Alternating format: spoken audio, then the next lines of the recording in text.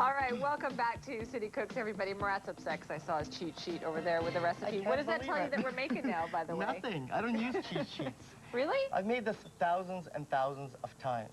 Why would I need a cheat sheet? What does this say over here, then? Unbelievable. Are we making the Passover cocoa blintzes? Okay, fine. It's the first time I'm making this, all right? I'll put it right here where you can see it better. How about that? Okay. Why don't we start? I'll start doing the batter, and then you can do the filling. Okay. Sounds good? Yep. So I'll smooth that out a little bit. So you can see it better? So I can see it better. There you go. So for the batter, we'll need 3 eggs. You tell me what to put in there, and I'll put it in there. Water. Water. Do you normally have cocoa What about blintzes? half of that? Blintzes is not really a traditional meal on Passover, but you can get, it's not, but you can get creative. Because usually with the blintzes, you would use flour and any other day.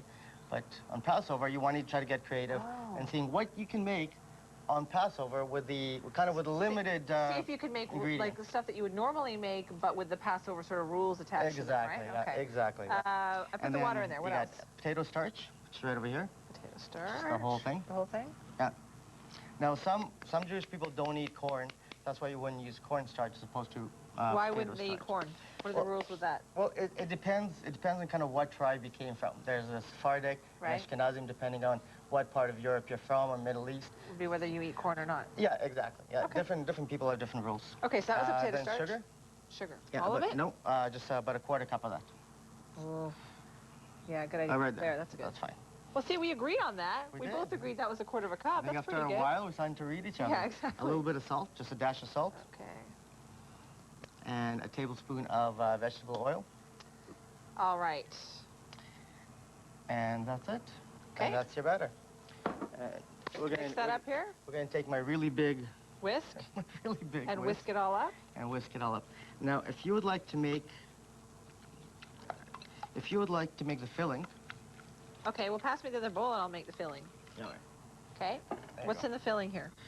You can feel free to use my cheat sheet for what's... Great. Let me whip that out right there. What do we have here? Ricotta cheese filling. Yeah, okay. Ricotta cheese... Right here? Yeah, that's right. Do you want me to find there it right here? So what would you normally have as filling? Is this the traditional filling that you're...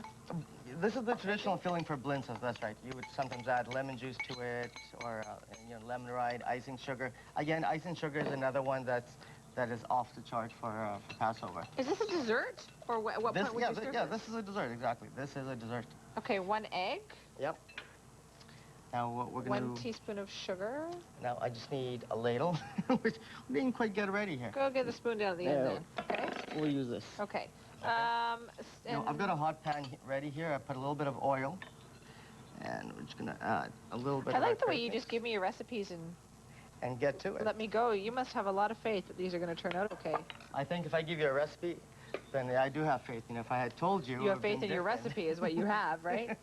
That's right. Okay, so just mix this all up here for the filling. See how beautiful what did you do? Okay. I've just added that to, it's a non-stick pan. I've also added a little bit of oil just to make sure with crepes you want to make sure it doesn't stick to the pan. Okay. It's almost like an omelet. Now the starch helps to get it to the consistency that you want it. Okay. Now this filling didn't have very much sugar in it. It only had about a teaspoon. Is that enough? Yeah, that's fine. Okay. Well, you have quite a bit of sugar in here, and plus you're going to have sugar in the topping as well. So. Sugar, and more sugar. Sugar, and more sugar. Okay. Hey, that wasn't too bad, It wasn't too bad. Took a bit of a leap of faith. Some people would have been too chicken to do that. That's right. Except now it's really stuck, isn't it? Yeah, it's a little bit stuck. Well, there's always another one. There's always more batter. Don't worry about it. Lots of batter, right? Yeah, that's right. That's exactly why there's lots of batter. Exactly. Okay, my filling's ready. Your filling's ready? Do you think I should put more cocoa in it? Doesn't look quite chocolatey enough. Put a little bit more cocoa in it. Okay. The recipe is... You gonna try again with that blitz? You can try to make one more? Yeah, we're gonna make, there's one for me, one for you, right? Do I get that one? You get that one. Okay. I get the practice one. That's good. And that's it, right? Okay. And then basically we're going to add a couple tablespoons of the filling to the crepe. Okay. Roll it up almost like an egg roll. And we're going to top it with our topping that's got yogurt or sour cream. Again, sugar, a little bit of cocoa, a little bit of butter. We can still use this one. Oh, yeah. Right? Because it'll still roll up if we put the filling on that side. Go ahead, Should I do that? try. Okay. All right, you move the bowl over to the other side there. Put that there. So I just have to roll it up with the filling inside, right? Yep. Okay, I can do that. Put about a tablespoon. Okay, we're going to try this one again. Now, you know what the problem is? This is not a very good whisk. What's you mean the spatula? That's a spatula. That could be the problem, too. It's one that you provided. That's why it's not really that good. I didn't provide that. Oh. Well, see, because if you knew that you were going to be flipping them on the air, maybe you should have brought your favorite spatula, and that way it all would have worked. Oh, that worked out fine. What are you complaining? Oh, okay, maybe not. There you go. Oh, good job. 3 times the charm. So, and with this recipe that I've given you, you can make about 6 or 7 like that. How's that? Look at that. I made that look good. You could never tell if that didn't turn out properly. But I would also just suggest, because you're going to put this in the oven, and there's cheese inside so it can melt, you would actually bring the flaps inwards. Yeah, exactly. So what I would do is I'd do here, you can try it on this one. a little of that, like that. How's that? Exactly. I got more to practice with? There you go. All right. Much more talk about Passover to come here on City Cooks. Stay with us. So same thing, 1 tablespoon, and then just roll it up? Yep. Then we're going to do a big topping.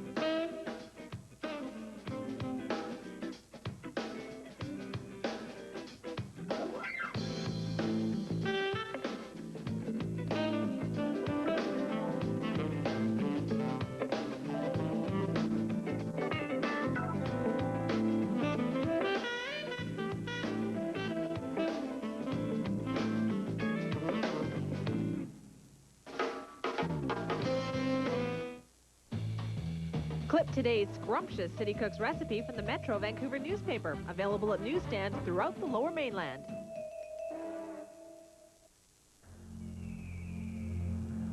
An available V8 engine that can run on 4 cylinders for better fuel efficiency. And all 8 cylinders when you want more power. Introducing the new Chevrolet Impala. With an available intelligent 303 horsepower small block V8. It's a whole new animal.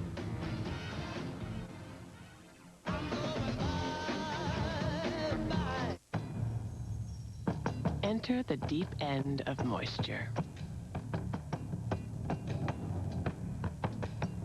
Only new Olay Ribbons Body Wash adds a ribbon of actual moisture. The rich lather swirls across the contours of your body, leaving skin wrapped in 2 times the moisturizers. New Olay Ribbons Body Wash in lotion, cream, or body butter. Ribbons make everything beautiful. Love the skin you're in. Psoriasis is a common and non-contagious skin condition that presents itself in the form of plaques. The daily discomfort that people experience makes finding a solution essential.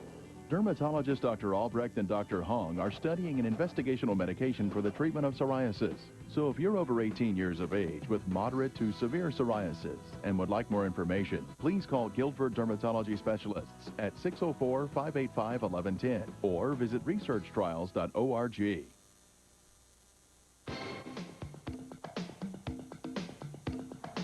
Well, if you would like to get an event catered, the People For You are Fired Up Events and Catering. You can give them a call for more information. You can also check out their website, firedupcatering.com. And don't forget to tell them Marat sent you, right? Yeah, that's right. Call Everybody me, I'll get you a discount. Call him. Huge discount. But that's right. Not necessarily true. When you pass by a honk. Really? Yeah, that's right. You don't really want people to do that. Okay. We're talking about Passover today. We're going to go back to the first recipe that we made because there's more that we have to do. Yeah, that's right. We're going to be making the matzo balls. Now, we've taken this out of the fridge. This has sat in there for about 15-20 minutes. Right. And we're simply going to form little matzo balls about 1 inch in diameter and put them into this hot boiling water. Okay, now, why are we putting them into water? Why aren't we going to cook them in chicken broth? Because that's what we would be serving them in. Yeah, that's right. But if eventually you're going to be serving them, you don't want the chicken broth to be cloudy. So, which the matzo balls will do to your liquid. Right. Right. Why not cook them in chicken broth and then put them in different chicken broth when it's time to serve them? That's not a good idea. If I brought it up, it would have been a good idea. But it was my idea, so it was a bad idea. It's not a good idea. You're going to use that idea. Okay, so we have some in here already because they do get a lot bigger, don't they? Yeah, they do. They really start to fluff up, but because the outside is fluffy, the inside is still dense. That's why they need to cook for at least 45 minutes. 45 minutes? Yeah, and the trick is to not lift the lid. You mean like we just did? Like we just did. But this is your batch, so... Oh, I get to eat these matzo balls. Exactly. So absolutely don't lift up the lid because they won't turn out light and fluffy. That's exactly it, right? Just like rice. Just like you would do rice. Yeah, I'm very bad at that, by the way, because as soon as you tell me don't lift up the lid, I want to continually lift up the lid to check and see how it's doing. Well, that's why not everybody's a chef. I know, then I said don't open the oven door. I'm always opening the oven door. Okay. And what happens? The cake flops. Don't touch. Well, no, cake usually turns out fine. A little bit uneven, but the cake usually turns out fine. I can live with that. That's okay. So we've closed the lid. We're not going to touch that for at least 45 minutes. Really? Because I have to lift it up at the end of the... You cannot But lift just this before up we go for to 45 commercial, I got to lift it up to show everybody what's in there. We always do that. We'll figure something out. We'll see how that goes. And now the chicken broth that's going to go into, you also make that in a very certain way as well. Yeah, that's right. I mean, because you're going to be serving this as starting of your course, you want to make your chicken broth very flavorful. Okay. Now, what I like to do is I like to add a clove of garlic, celery, onions, parsley, carrots, bay leaves, and peppercorns. Okay. Now, for 2 liters of water, use about a pound of chicken, and let that simmer for about 2 hours. Okay, do you use like the whole chicken, like a chopped up whole chicken? Yeah, quarter chicken. Right. You know, a whole chicken, cut it up into quarters. Right. Okay. And any particular parts that you think are more flavorful? Do you use the dark meat instead of the lighter meat? Or? No, but put the whole chicken, you know, all the pieces inside the pot, and 2 basically... liters of water and your spices and all the spice and everything, and then you're going to be using the meat into the soup, into the presentation. Oh, Going to be chopping up the meat and also the carrots as well. Right. Yeah. And so boil it for how long? For at least 2 hours. At least 2 hours. At least 2 hours, so all the flavors can be drawn out from that chicken. You know? Okay, and you must be, when you make your chicken stock, you must make quite a bit of it. Do you freeze some afterwards? We don't do too much freezing. I like to make a lot of things really fresh. Really? And especially when it comes to soup, you don't want to take away from any of that great flavors. And we usually I like, you know, for our Passover meal, I usually make it the day of.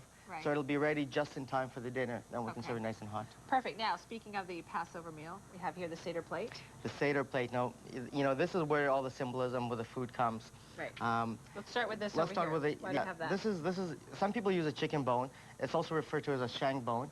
And this has 2 symbols. One is the mighty hand of God reached down and helped the Israelites free them out of Egypt. And the other one is the sacrificial paschal lamb that was used to put on the doorpost. Right. So death passes over the Israeli people and strikes down on the Egyptians firstborn as the plagues. Wow, that's a lot for that one bone to symbolize.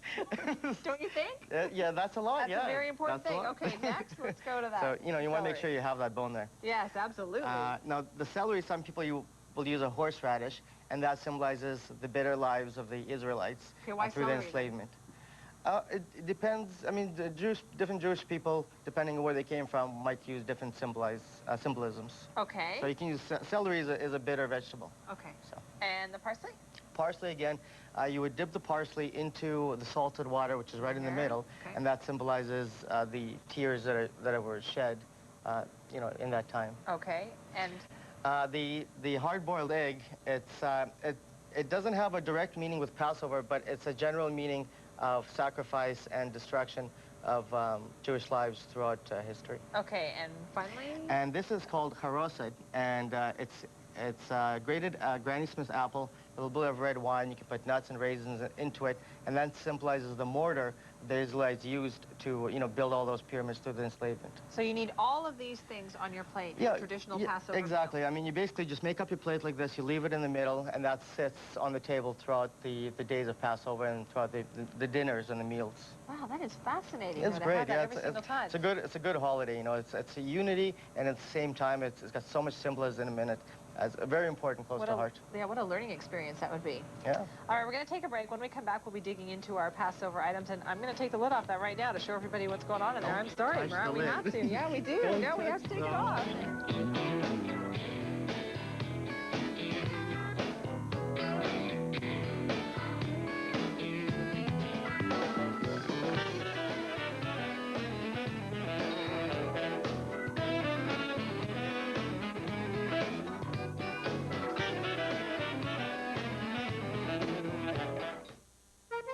Over 2 dozen participating restaurants flaunt the many flavors of Italy. Dine Italia, a celebration of Italian food and wine, April 20th to the 30th. I was down in Vegas last summer with a couple of buddies, and it was amazing. I got lucky and won a couple of jackpots. As a non-resident, though, I was surprised to learn that these winnings were subject to a 30